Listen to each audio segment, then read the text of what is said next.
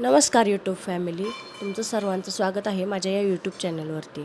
मित्रांनो, तुम्हाला जर नवीन काही चेंजेस हवे असतील किंवा स्टोरी आवडली नाही किंवा इतर काही असेल तर तुम्ही मला कमेंट करून सांगू शकता. तर वळूया आपल्या आजच्या स्टोरीच्या भागाकडे. आणि हो, माझ्या चॅनेलला आत्ताच लाईक, शेअर आणि सबस्क्राईब करायला विसरू नका. तर जाणून घेऊया अजय देशमुखविषयी. राजवीरबरोबर अनेक कंपन्या स्पर्धेत होत्या. त्यातीलच एक म्हणजे टेकफ्लो इंडस्ट्रीज हा स्टार्टअप नवीन होता. पण त्याचा मुख्य उद्देश हा इनोव्हेटिव्ह डिझाईन्स आणि स्मार्ट सोल्युशन तयार करणे हा होता. या संस्थेचा संस्थापक होता अजय देशमुख. अजय देशमुख हा उद्योगात नवीन असून त्याचा अनुभव थोडा कमी होता, पण त्यामुळे तो राजवीरसारख्या अनुभवी प्रतिस्पर्ध्याला अजून पार पाडू शकत नव्हता. त्याची खासियत म्हणजे त्याच्याकडे काही महत्त्वाच्या डिझाईन्स आणि आयडिया होत्या आणि ट्रेंडिंग टेक्नॉलॉजीची माहितीही त्याला होती, जी इतर काही स्टार्टअप्सना माहीत नव्हती. तो ही माहिती वापरून स्मार्ट प्रोडक्ट डेव्हलपमेंटमध्ये लक्ष केंद्रित करत होता. जरी त्याची टीम अनुभवी नव्हती, तरी नवीन कल्पना आणि क्रिएटिव्हिटीच्या जोरावर त्याने खूप कमी वेळात मार्केटमध्ये आपली चांगलीच ओळख निर्माण केली होती आणि आपल्या कंपनीचा जम बसवला होता. तो आपल्या कंपनीला खन्ना इंडस्ट्रीजपेक्षा वरच्या टोकावर पोहोचवण्याचा प्रयत्न करत होता आणि हेच त्याचे स्वप्न होते आणि यासाठी हे सगळं तो करत होता. तर वळूया राजवीरच्या केबिनकडे. अजय देशमुख हे नाव ऐकताच राजवीर थक्क होतो, कारण त्याला हे नाव ओळखीचं वाटत होतं. त्याने ध्रुवला विचारलं, अजय देशमुखचा आपल्या डिझायनरशी काय संबंध आहे? कारण आजपर्यंत रिचा तिच्या कामात कधीही हलगर्जीपणा किंवा कोणत्याही प्रकारे कंपनीला त्रास होईल असे विचित्र वर्तन तिने केले नव्हते. त्यावर ध्रुवने त्याला एवढेच सांगितले की त्याला किंवा आपल्या माणसांना अजून याविषयी जास्त काही माहिती मिळाली नाही, पण तिच्या गायब होण्यापूर्वी तिला आपल्या कंपनीच्या स्टाफने एका मुलाबरोबर पाहिले होते. त्याचं नाव होतं कुणाल दीक्षित. कुणाल दीक्षित हा अजय देशमुखचा खूपच खास माणूस किंवा त्याचा पर्सनल असिस्टंट असे आपण म्हणू शकतो हा होता. राजवीरला या सगळ्याचा अर्थच उलगडत नव्हता. अजय देशमुख हे नाव त्याच्या डोक्यातून वारंवार फिरत होते. त्याला काहीतरी चुकल्याची जाणीव होत होती, पण काय आणि कुठे याचं ताळतंत्र त्याला लागत नव्हतं. तो त्याच्या विचारचक्रात गुंतला होता. इतक्यात केबिनचा दरवाजा पुन्हा नॉक झाला आणि तो त्याच्या विचारचक्रातून बाहेर आला. त्याने कम इन असे म्हणताच त्याची सेक्रेटरी दिया आत आली. तिने कंपनीच्या आगामी डिझाईन प्रोजेक्टविषयी राजवीरला सांगितले. हा प्रोजेक्ट त्याच्यासाठी खूप इम्पॉर्टंट होता, कारण त्यांनी हा प्रोजेक्ट एका मोठ्या डिझायनरबरोबर साईन केला होता. तिच्याबरोबर सगळ्या कामाची माहिती, डिझाईन आणि या प्रोजेक्टला लागणारी लहानात लहान गोष्ट रिचाने मॅनेज केली होती. त्यामुळे डिझायनरचा राजवीर किंवा कंपनीच्या इतर कोणत्याही एम्प्लॉईशी डायरेक्ट कॉन्टॅक्ट नव्हता. तर हा प्रोजेक्ट काय आहे हे पाहूया. या प्रोजेक्टचं नाव होतं ट्रॅडिशनल टू मॉडर्न, म्हणजेच पारंपरिक ते आधुनिक. प्रोजेक्टवरती राजवीर हा भारतातील टॉप 10 फॅशन डिझायनरमधील एक डिझायनर आर्या अग्रवाल हिच्यासोबत काम करणार होता. आर्याबद्दल सांगायचं झालं तर ती एक उत्तम डिझायनर होती.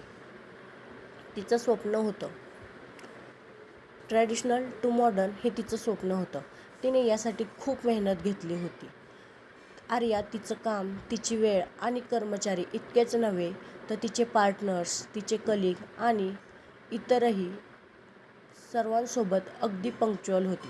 तिने कोणत्याही व्यक्तीला एखादी वेळ दिली तर ती त्या वेळेत तिची उत्तम कामगिरी आणि उत्तम कौशल्य दाखवत असे.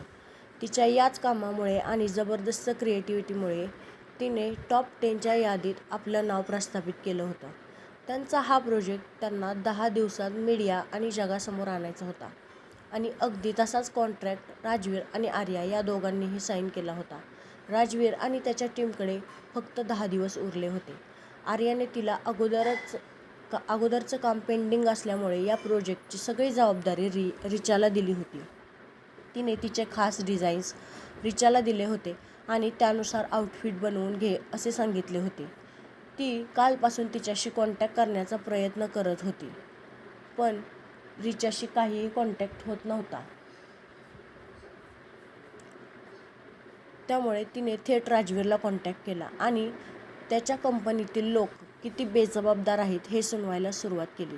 राजवीर आर्याला शांत करण्याचा प्रयत्न करत होता, पण आर्या मात्र खूप चिडली होती.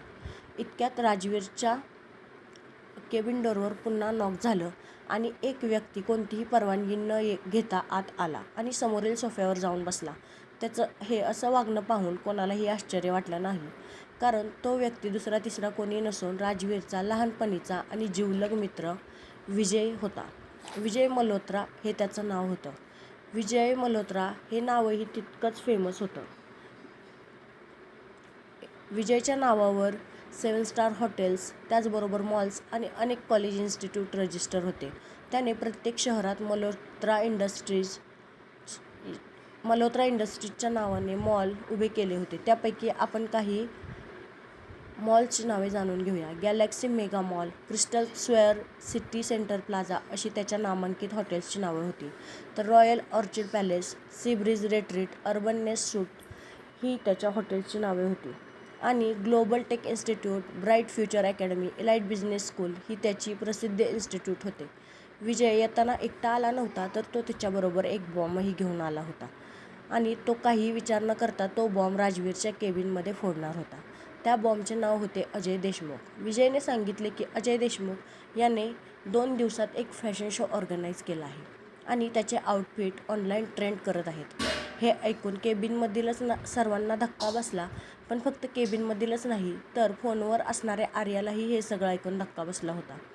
तिने लगेच ट्रेंडिंग न्यूज ओपन केले आणि ते पाहून तिला जास्तच धक्का बसला. ट्रेंडिंग करणारे सगळे आउटफिट हे तिचेच डिझाईन केलेले होते, जे तिने रिचाला दिले होते. आर्या आता खूप चिडली होती. तिला राजवीर आणि त्याच्या कंपनीवर खूप राग येत होता.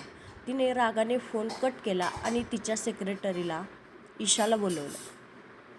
ईशा आत आली आणि म्हणाली, "हो मॅम, बोला." त्यावर आर्याने ईशाला तिच्या लीगल टीमशी कॉन्टॅक्ट करायला सांगितलं आणि मीटिंग फिक्स कर असेही सांगितले. ईशाने होकार दिला आणि बाहेर निघून गेली. तर मित्रांनो, आजचा भाग इथेच संपत आहे. यापुढील भागही मी लवकरच अपलोड करेन आणि आजचा भाग अपलोड करायला थोडा उशीर झाला आहे, त्यामुळे सॉरी.